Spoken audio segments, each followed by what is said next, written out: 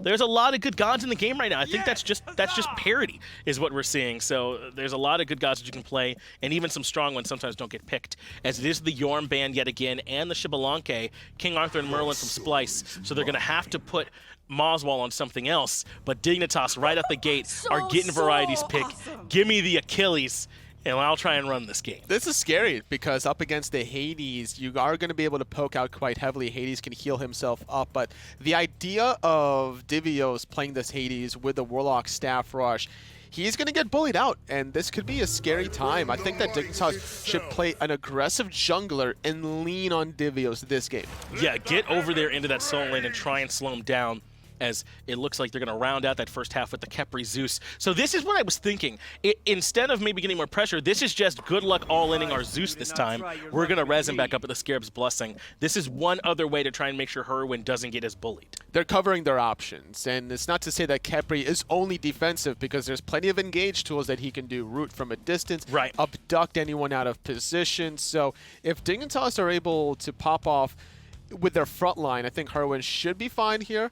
But yet again, Splyce answering the Zeus with the Ho Yi, even though Alposh was available. And that's something that Moswal does look for from time to time. That's right. We really haven't seen him go back to that pick. Alposh has fallen a bit out of favor. You know, he did have some changes, so maybe he's not thought of quite as highly. But I mean, as far as I know, Empty the Crypts still empties the crypts. So it's still a pretty good pick to go with the Alposh. But they're going to wait on his pick.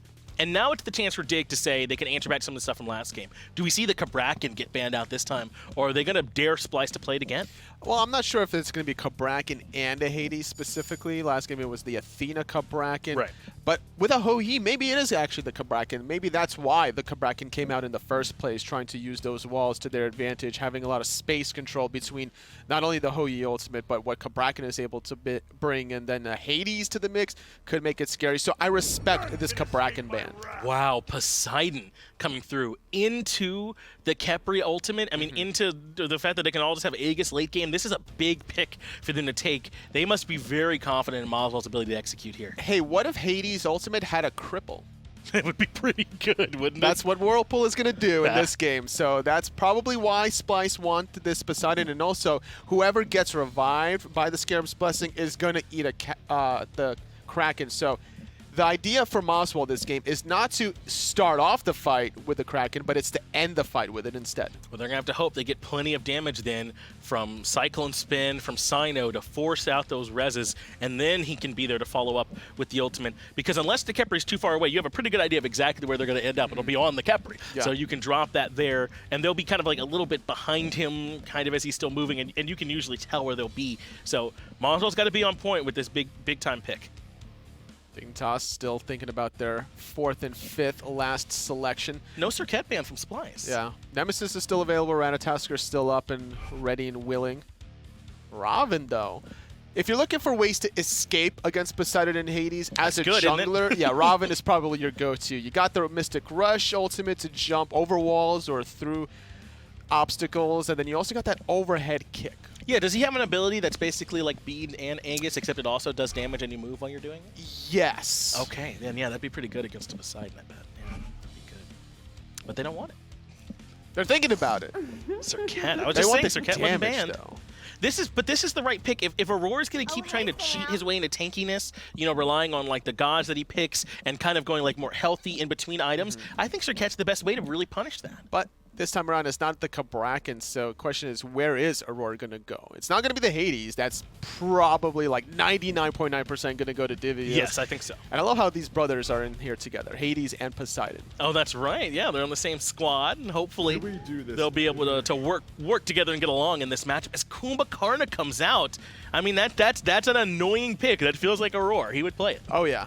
I mean, Divios is also just as annoying, so yes, you never really know. There's still that question mark, like, all right, is it really Hades solo lane with Kumbhakarna in support? But more than likely, yes, because the setup of Kumbhakarna, you would rather have a Kumbhakarna rotating in the early to mid stages with the roots, the yawns, the epic uppercuts, not only setting up CycloneSpin in the dual lane, but also setting up Moswal on this Poseidon. That's right, and this is someone that can kind of give Aror that second life of his own. If he goes too far forward, that passive from the Kumbhakarna means he probably can survive a little bit longer, maybe force Dig to overcommit to kill him.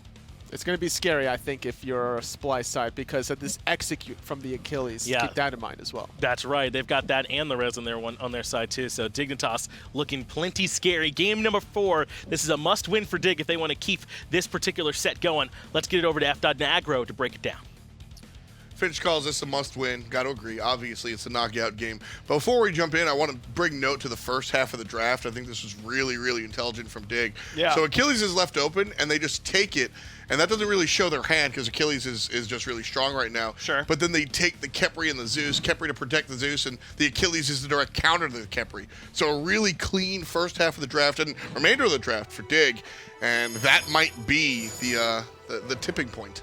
I agree up until the Serket pick. I really agree with Finch that Robin makes a lot more sense to me in that slot. Man, picking Serket into Hades And the cripple. and the cripple from Moswal, and then Aror ends up picking up the Kumakarna, but of Yeah. course Qvo couldn't factor that in. But man, I don't know. This is going to be a tough game for Qvo. I think that if he can really have a good one in spite of this composition from Splyce, then Dignitas could force game 5, but I could see Splyce really picking on this Serket and just setting themselves up for an easy win. Qvo has to be the target. If Qvo gets the treatment that Hurriwind got last game, I think Splyce are able to take advantage and end this set right here. But Dignitas, they have some tools to make it to the late game. And if they get there, I think they could certainly wind up looking good, feeling good. One more time, Ataraxia and CycloneSpin will have the long lane to themselves as the supports are duoing over with the solo lane. Very interesting how this has just become the standard for this set. And I think that's fun when we talk about these mini metas and these best of fives becoming, arenas of themselves. This is largely what we're talking about. The quote-unquote correct start, the meta start, the go-to start isn't necessarily 2 players in the solo lane, but that's what it is right now, and you have to answer that, otherwise you get in trouble.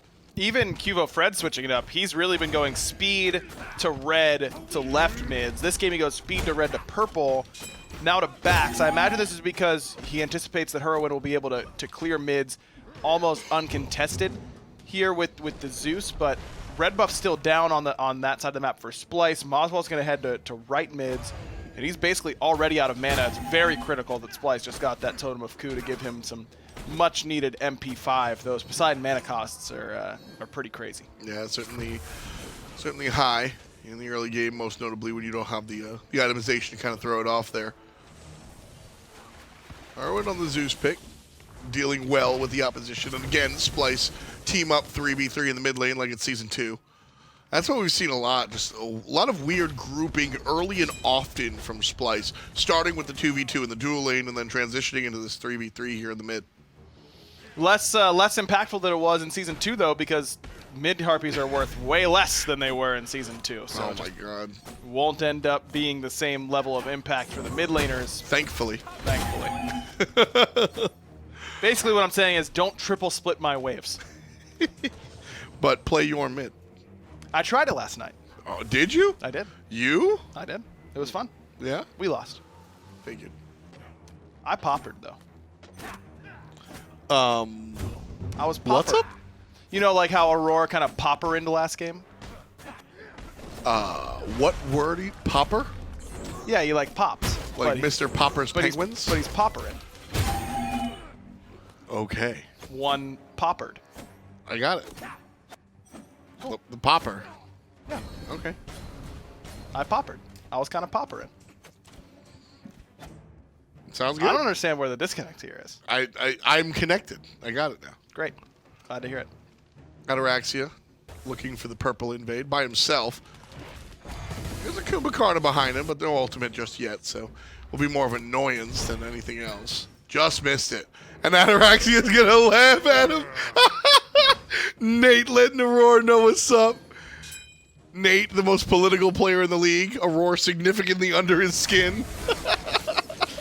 It's the way they don't think it'd be like it is, but But it it do. sometimes, and that's the Kumakarna not the swiftest in anything he's doing. Groggy Strike takes a little bit too long there, but Ataraxia is just able to come back to lane faster with his boots. That's what opens up that purple buff invade. Cyclone's got to back at that exact time, basically, because that's when his boots were done. Can't really afford to stick around on boots 1 forever, especially when you're going boots 1, and that means you have no power at all at level 1. So you need to finish those off pretty quickly, but Jingwei very good at taking little windows of opportunity like that just because she's in lane longer or quicker than you are. All these games have started off relatively slow. A couple of early first bloods and then later just calm situations. Trixtank sees Cyno and lets him know. And then other games just 0-0 for a while. And so Dignitas and Splyce right now scoreless in the 4th minute. I think we're going to stay that way for a little bit. Cyno and Qvofred are on characters that can make an impact early, but I just haven't even seen an attempt out of any of them to really look for anything. And so with that in mind, looking at Zeus and some of the other selections, I think late game is what both these guys are thinking. Definitely has the potential to go that way. I mean, both teams have some pretty good late game options, but I still think there's going to be another mid-game explosion, like it has been the last 3 games, basically, right? Where the first 12 minutes are real slow and sleepy, and then after that, the first Gold Fury pool, once Divios gets big enough, is where things start happening. And I think it behooves Splyce to play for that mid-game. Dignitas are just going to, I think, look for the disengage, right? They're going to look for long-range Trixtank saves. Qvofred get in there, taunt somebody and jump out. Maybe if they get low, Variety can come in and execute. But I don't think Dig are going to look for any of these big fights. They're going to look to diffuse situations and kind of play for that later situation where Ataraxia can 4 or 5 shot people, where Hurriwind can blow them up. And Splyce's job is to force Dignitas to come to the party, essentially. I just really am surprised that, again, Divios is getting away with no boots in the solo lane for so long without Qvofred going over there at all. I know he's got some defensive wards right now, but you can, I mean, if he's here where he is right now, right, and he spots you on the high ward, he goes, oh, I guess I'm dead. Because there's not a whole lot that he can really do. You just it's a long dash. You just don't move fast enough in order to get away. I mean, Qvo's got Blink, he's got Death Bane, he's got Ambush. That's he's got true. Plenty of mobility, and you don't even need to get him to 0. You just need to get him to 20%, and then Variety can finish him off. No beads, no boots. I just really think that Qvo could probably be coming over here to the solo lane a little bit earlier.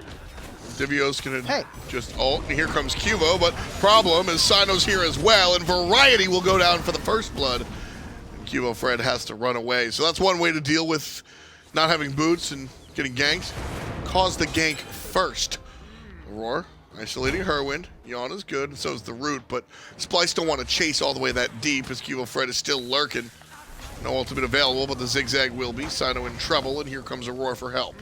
Qvo doesn't have his Blink anymore, neither does Cyno, but is great. Oh man, if he just would have kept that up, he might have been able to catch him, but Aror is there alongside. Good attempt from Hurriwind, just a little bit short on that Lightning Storm. Would have been enough to get the kill, but again, just out of range. But you're right, I mean, that's a good way to stop that from happening to you, is just do it to the enemy team.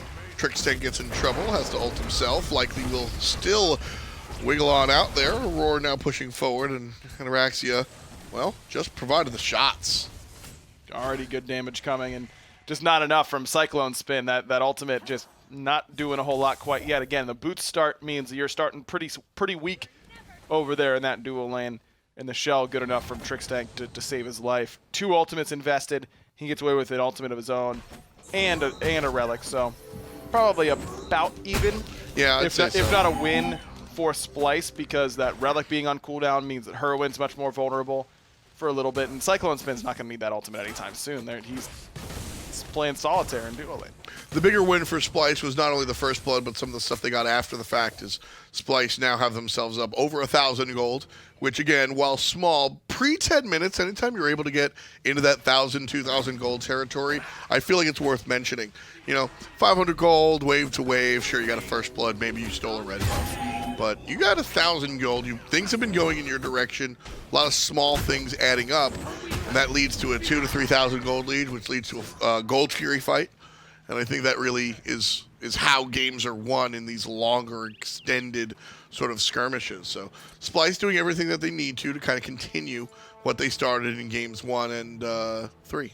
Gotta say that Cyno has been making Pele still look like a top-tier jungler, and I really don't think she is right now, but he's been making her look that way. His patience and his angles to these fights and the way that he's really followed up off of CC and then been the initiator at times has been really, really impressive. Cyno's had a very good set, save for probably that a Willix game. He probably wants that one back. But Yeah. overall, I think he's looked very, very good today. Strong boy out there in the jungle, doing it. What makes Pele not so attractive in your mind? Because it's her ability to get anywhere is really impressive, but she has had her damage hit. Yeah, she just a lot of times you just end up a little bit short on damage. I feel like she doesn't. In this meta, the Soul Leader isn't quite as good as it once was, and so you kind of get a chance to farm, but sometimes you don't. And if you fall behind, then Pele is one of the worst assassins because she doesn't bring a whole lot of utility. True. Whereas even a character like Serket, when behind, still has true damage, still has great CC that she can set up for her teammates with. Pele doesn't really have any of that, and so has always needed the lead that she can get for herself. Even in the games where Cyno's been even, though, he's been able to use the kit to its fullest effectiveness, which is chasing down low health targets and really making it easy for either himself or someone else to get the cleanup kills later on. Right now, Dignitas looking for some sort of entrance, but again, I think they're content to kind of just hang out. Qvofred would be the player to make moves right now, if anybody would be. Divios has those boots online, so still a viable threat, in all honesty. Divios mainly has HP, so the percent passive from Qvo is attractive there. Mm-hmm. Certainly still a target, in my opinion. As a solo in Hades. Hasn't worked out for him yet, though, and now it's... Usually you see junglers, they'll try once, and then it doesn't go well, and they're like, I'm never coming back. No way. It didn't work, man. I tried. But what worked was when they killed Variety. And so Cyno's back. Half HP by Divio's ultimate. Knock him is good. A little bit of stone throw. We'll put number 2 on the board for Splyce. Cyno again visiting this right side lane. And again capitalizing. 2 kills for the jungler off of the solo lane ganks. And again, just like game 1, where there was a good priority target for these Hades ultimates, where you can bait out a dash and then you're good to go, you end up seeing a lot more success for it. I think this is a much better pick than it was in game 2 where they picked it. I mean, Bellona largely the same as Achilles, and that has the ultimate to get away. Outside of that is pretty locked in, but she's a lot harder to gank, I feel like, whenever she still has her ultimate up than Achilles is. Achilles, his ultimate is just there for damage and a little bit of movement. Bellona, she gets the prots, you get the stun, all that kind of stuff, the power. It's just a lot more risky to gank the Bellona than it is the Achilles in similar positions, in my mind. Gold Fury should be started to be looked at by honestly either team. Tied up here for the most part. So either team with the smallest invitation can really look for it. Zeus has the sustained DPS that we look for when shredding objectives, a la the Merlin we were talking so highly about earlier.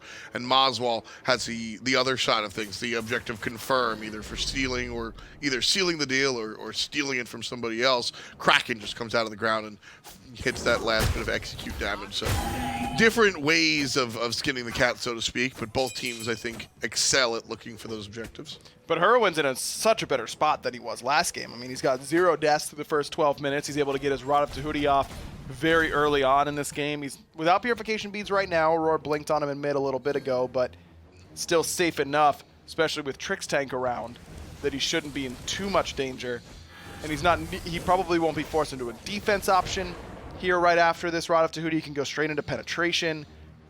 Honestly, if I'm him, I think I go straight into Soul Reaver in this spot. It's really expensive, and it's really slow, and I'm always really against that.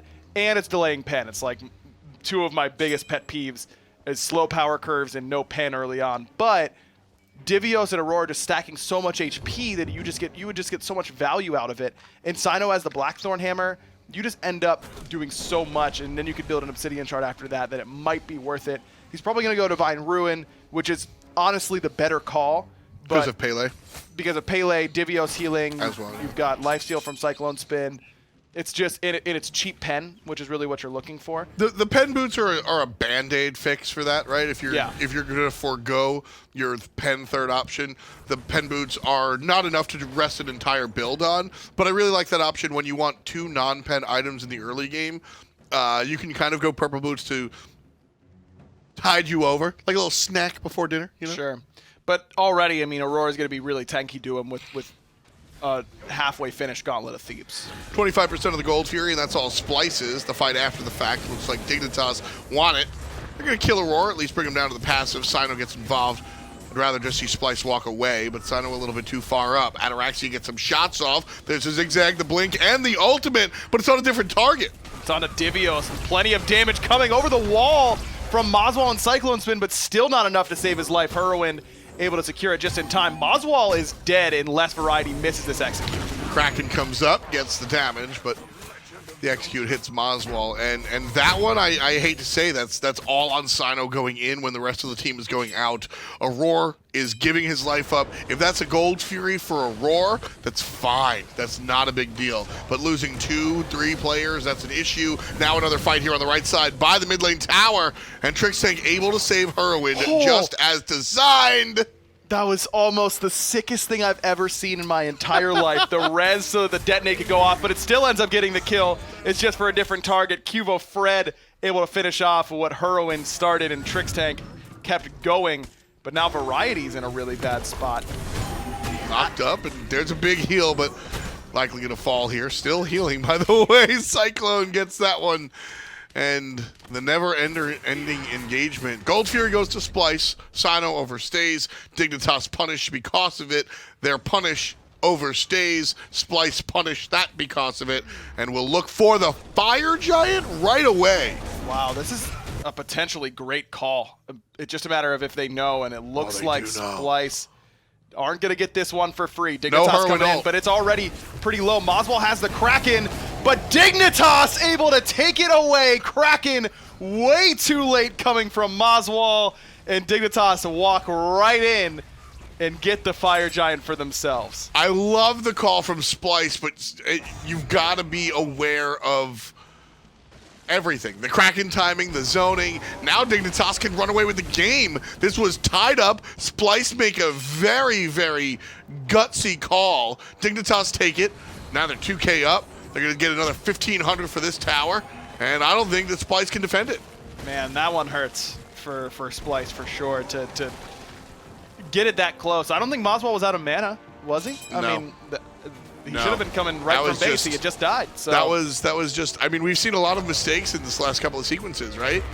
It's just another one to add to the list. Goodbye, Aror.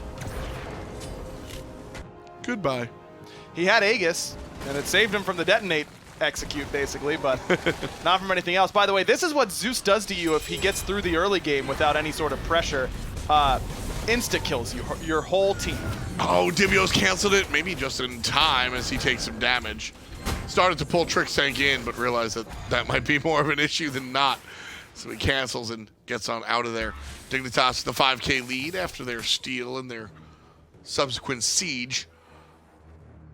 But yeah, Hurriwind off to a nice start here. Not under the thumb of the opposition. 1-0-4 now for mid lane Zeus. Hurriwind looking strong on it with the top damage. And Trix has just done a much better job of peeling for him because he's on a much better character to peel on this Khepri. He's also been setting up very nicely with these abducts onto Aror, where Aror just gets pulled in. And again, no shells or anything like that. Nope. No teamfight relics whatsoever. Nope. For Splyce. No sprints. No shells. Nothing.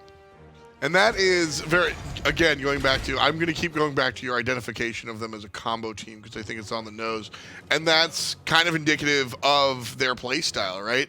They're hoping to go in and blink, CC chain, and walk out 5 versus 3 after that combo goes off. We don't really need all these other buttons to press if everything goes our way. Problem is, what if it doesn't go our way? We're watching it right now at 18 minutes. Don't think I've ever seen this. 17 minutes into the game, the support and jungler have the exact same damage down to the single digit. 1,657. Wow. For both of them. That's pretty fun. We've seen a lot of Smite. Don't think I've ever seen that one. Sometimes it's because the support's playing really well. This is not one of those times, unfortunately. Cyno has had better games in this set. I mean, he's been waiting for his opportunities. The last 2 fights have just been over before they started, basically. And he can't really get in there. It's less about support and jungler having the exact same damage at the bottom and more that It just so It's just happens that all the funny. damage is, you know, the exact same in the end. So Roar wants to keep this going. Trix is the last one out, but here comes the help. And the Kraken puts Trixtank down to 85%. Divios is here as well, taking way more damage than he's dealing. Variety's able to take him off the table. Cyno goes the same way, thanks to Ataraxia. Up top, Aror surrounded by Qvo and Variety, and Trixtank going to join the fray as well. Over the wall will come the root. Trixtank waiting on the cooldown, but up top, Variety looks for the flank and is going to look after Moswal, and he gets him. Only CycloneSpin left. Decent idea from Splyce. Maybe everyone else from Dignitas has backed up and left Trixtank alone, but not exactly the case. Great ult from Hurriwind right on top of himself. Cyno just short on the damage necessary to get the kill. Firebird on the left side is going to go down. We've got 10 seconds till Divios. And so instead of going for the Titan, the mid lane Phoenix will be the target of choice here by Team Dignitas. Cyclone with a nice ricochet. And he's going to keep players off of the mid lane tower. That's the best lane to get, though, if you're Dignitas. That left side Phoenix, because at this early stage of the game, I mean, pre-20 minutes, it's so hard to be consistently clearing fire waves and juggling a Pyromancer fight. And now a Primal Fury is going to go the way of Team Dignitas. That means that it's going to be that much easier for them to take this next Fire Giant, which won't even be enhanced. Yeah. I wonder if Splyce is going to try and lay the trap around this Fire Giant. Just group his 4 or 5 and see if you can catch someone out of position. You know Hurricwane's relics are down. It worked for them before. Did Variety spot them? I don't think he did. Now they'll see them all on the wave. I don't know. That might have been their best opportunity. A very interesting one. We were saying that the goal for Dignitas was to go late, and that Splyce wanted to get involved in this mid game, and that's exactly what Splyce did. They went out and they got something in mid game. Problem is Dignitas literally took it out of their hands, and then off of that single Fire Giant are able to amass a 10,000 gold lead. This is the worst case scenario for Splyce, and Divios goes down. Roar goes down. The front line gets melted like chocolate on a Saturday afternoon. And Dignitas are going to look at Fire Giant and have just about as easy of a time with it right now. Man, tank killing is Zeus when you're ahead. Feels good. It's a great feeling, man. It does it so well. Good ultimate from Hurriwind and good setup by the rest of Dignitas as well. It really, I mean, those risky Fire Giant calls, they can set you up for a lot of success, and for every game you're going to win by doing something like that, you're going to lose one. Or the idea is that you're going to lose one for every 2 you win. It just doesn't always work out that way. That's an inherent risk that Splyce was willing to take. I think Splyce wins. I think Splyce wins 4 to 5 games that happens in. I think they're able to handle what goes on. I think they're able to make that decision. And this is that one time, and it really, when it goes bad, it goes real bad. And Aurora just getting crit to all hell. Divios, same thing. There's a taunt. Ataraxia takes care of Divios. And the players are pushed back one more time. Mid lane Phoenix will fall. And Dignitas now looking for the big guy. Hurriwind has Lightning Storm back up and ready. He nearly one-shot CycloneSpin without it. He won't need to do any more damage to anybody else. That's it. With it. 22-minute stomp for Dignitas, but it's all off the back of that Fire Giant steal Yeah. that Splyce started up. Again, trouble for Splyce there. I think it was just some drops on their own. You know, unfortunately, Cyno overstayed in one team fight. Moswal misses the Kraken there on the Fire Giant. A lot of things went wrong for Splyce, and Dignitas able to pick up the pieces. That's not a shot at Dignitas not really earning their win. They absolutely did. The way they were able to execute after that steal was perhaps the most important. Exactly. You get the buff, but it doesn't win you the game automatically. Yeah. You need to take the steps to win after the fact, and I don't know who stole it. I imagine it was Hurriwind with a chain lightning that got in there and was able to steal that away. But where his ult wasn't up, and that was the biggest deal. Right. That's why I said, all right, Splyce are still going to be able to kind of nail this. Hurry doesn't have an ult, and he made that face.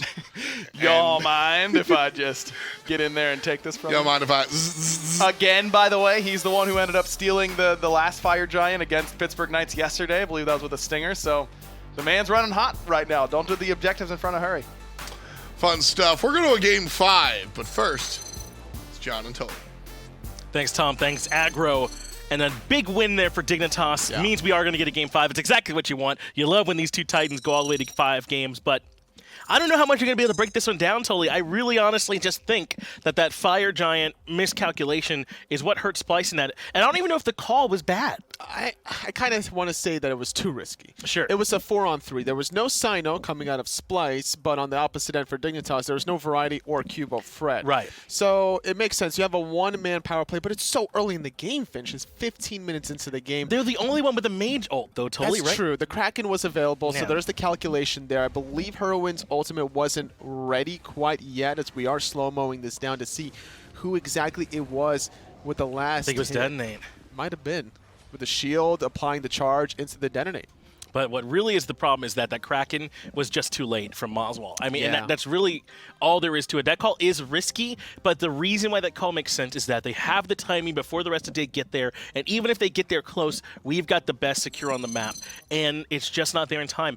And maybe the reason that Moswal's timing is off is because there is some surprise damage there from Dig, and that lowers it kind of faster than he was expecting. But either way, that was Splyce having full trust, I think, in Moswal executing on that Poseidon, and I don't know any other way to call it except that they didn't execute it correctly. They dropped the ball. They definitely did, and I think a lot of pressure onto Moswal for that. It reminds me a lot about Rival Yes. up against United set Season when 4. Wolfie was playing that Poseidon. So getting some flashbacks there, and the Brothers of Hades Poseidon was not enough to overcome that pesky Zeus. 3-0-9 for Hurriwind. He had a lot of protections there with Trixtank on this Khepri. I'm liking the idea here between this Khepri for Trixtank, the Yes. passive Guardians to support and peel, and then the aggressive Variety on the Achilles. Finally, we were able to see Achilles in this set because of all the other bans that we've been seeing between Arthur, Yorm, and X-Ball. Splyce didn't want to deal with a Merlin, but then they had to deal with all these executes. Well, once they got this felt like Dignitas had a really good response to the things Splyce had been doing up until now. Even though Splyce were looking good before that, once they got the Fire Giant and got accelerated,